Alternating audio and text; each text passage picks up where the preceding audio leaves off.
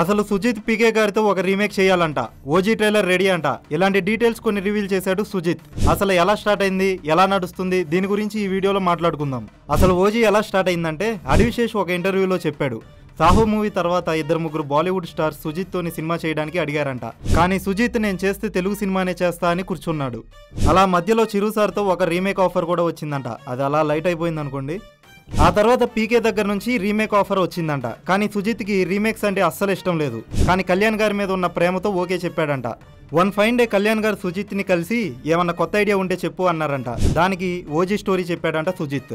అప్పటికి కళ్యాణ్ గారు ఏం ఆలోచించారో ఏమో కానీ ఓకే చెప్పేశారంట. ఇక ఆ తర్వాత హంగ్రీ చీతా చేసిన రచ్చ తెలిసింది. జపనీస్ బ్యాక్గ్రౌండ్ లో సినిమా. సుజిత్ పీకే గారికి పెద్ద ఫ్యాన్. జానీ సినిమా చూడడానికి వెళ్ళినప్పుడు తలకి జానీ అని బ్యాండ్ కట్టుకొని వెళ్ళాడంట సినిమాకి.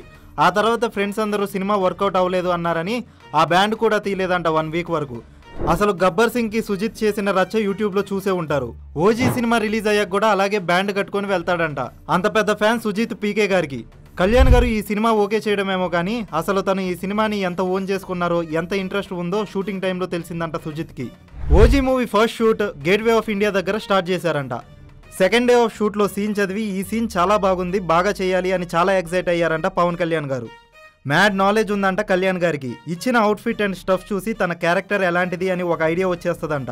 ఓజీ కోసం క్రావ్ మగా, అకిడో లాంటి martial arts fight scenes Kalyan గారికి బాగా నచ్చి ఈ సీన్ మంచిగా చేయాలని ముంబై నుంచి, పూణే నుంచి మాస్టర్స్ని పిలిపించుకొని ప్రాక్టీస్ చేసి యూట్యూబ్లో వీడియోస్ చూసి ఈ మూవ్ బాగుంటుంది, ఆ మూవ్ బాగుంటుంది అని డిస్కస్ చేసి మరీ షూట్ చేశారంట. యాక్చువల్లీ హాఫ్ డేలో జరగాల్సిన సీక్వెన్స్ కళ్యాణ్ గారు సీన్ బాగా రావాలి అని కష్టపడి వర్షం పడినా కూడా పట్టించుకోకుండా 3 డేస్ షూట్ చేశారంట. కళ్యాణ్ గారికి ఏదైనా నచ్చితే ఇట్లా ఉంటాయి ఆయన ఎఫర్ట్స్. ఇది మనకు ఆయన పొలిటికల్ జర్నీ చూస్తేనే అర్థమైపోద్ది. ఓజీ మూవీ షూట్ ఆల్మోస్ట్ అయిపోయిందంట. ఓన్లీ కళ్యాణ్ గారి సీన్స్ కొన్ని బ్యాలెన్స్ ఉన్నాయంట. ఒక్కసారి ఎలక్షన్స్ హంగామా అయిపోతే ఇక హంగ్రీ చీతా హంట్ స్టార్ట్ అయింది. అసలు కళ్యాణ్ గారికి ఓజీ మీద ఇంట్రెస్ట్ రావడానికి మెయిన్ రీజన్ ఆ స్టోరీ జరిగే వరల్డ్. ఈ జపనీస్ బ్యాక్గ్రౌండ్, కటానా, నాన్చక్, గన్స్. అసలు మన టీఎఫ్ఐకి ఇవన్నీ పరిచయం చేసిందే పీకే గారు. తను డైరెక్ట్ చేసిన జానీ సినిమా కూడా జపనీస్ స్టైల్లోనే ఉంటుంది. పీకే గారు చేసిన మ్యాక్సిమం సినిమాల్లో ఎక్కడో ఒక చోటన ఈ ఇన్ఫ్లుయెన్స్ కనిపిస్తుంది.